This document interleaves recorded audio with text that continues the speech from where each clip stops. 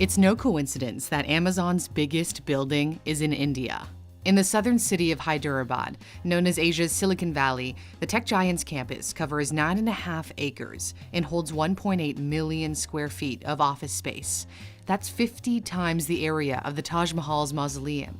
One of the first things you notice when you walk in are some of the country-specific themes, and plenty of quotes to motivate the 15,000 employees who work here, many of whom are engineers. The building is jam-packed with workspaces for them.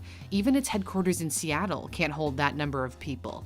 Amazon didn't spare any expense. The cafeteria is open 24/7, there's a cricket area, and even a landing pad for helicopters. Choosing India for its mega building is in line with Jeff Bezos' obsession with long-term thinking.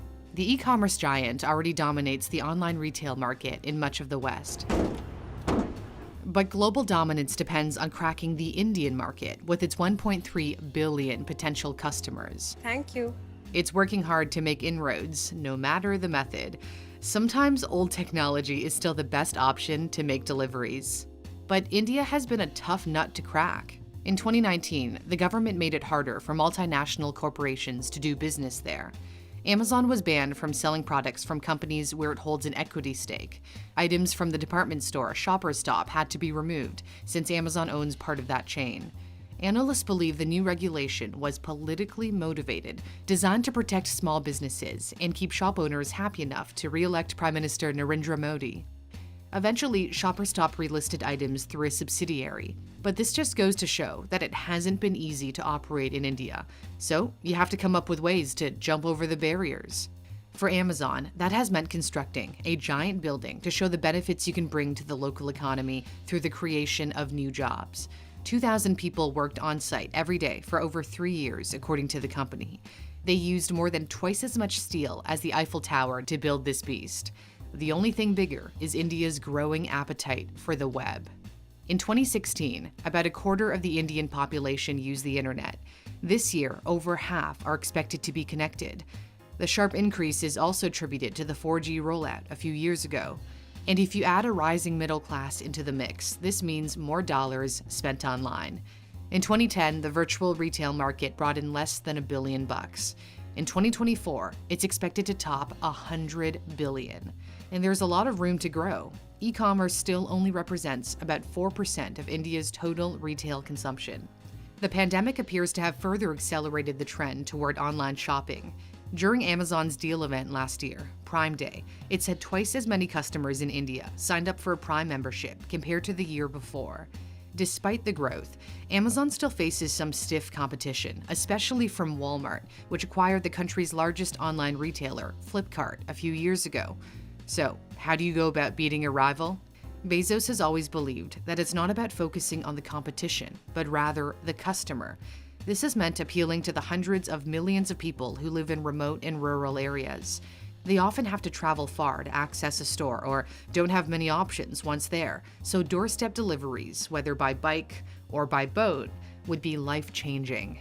To help entice these customers to sign up, the Amazon app features descriptions in Hindi, works with cheap smartphones, and payments in cash at delivery is allowed.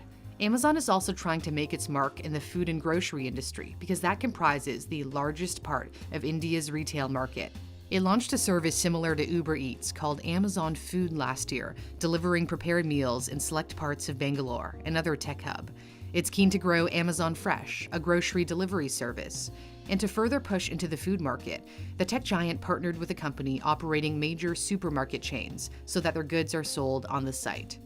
Amazon hopes its foray into India is much more successful than what happened in China, where it barely gained any traction despite trying for more than a decade. It threw in the towel in 2019 when shoppers could no longer buy from local sellers on Amazon.cn. The site is now limited to items available from the global store, like Kindles. Amazon couldn't compete against rivals Alibaba and JD.com that offered fast and often free shipping without any minimum order requirements. The American giant barely talks about its Chinese business, but it's certainly not shying away from discussing India.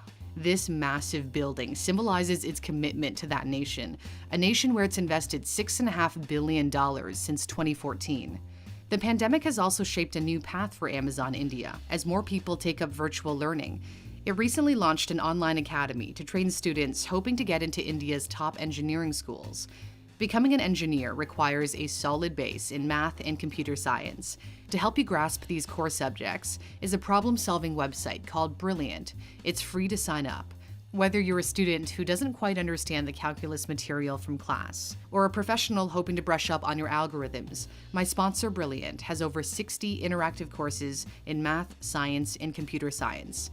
There are no tests, and you can learn at your own pace. You can sign up with this link, which is in my description, and the first 200 people to use my link will get 20% off the premium subscription, which gives you unlimited access to all courses.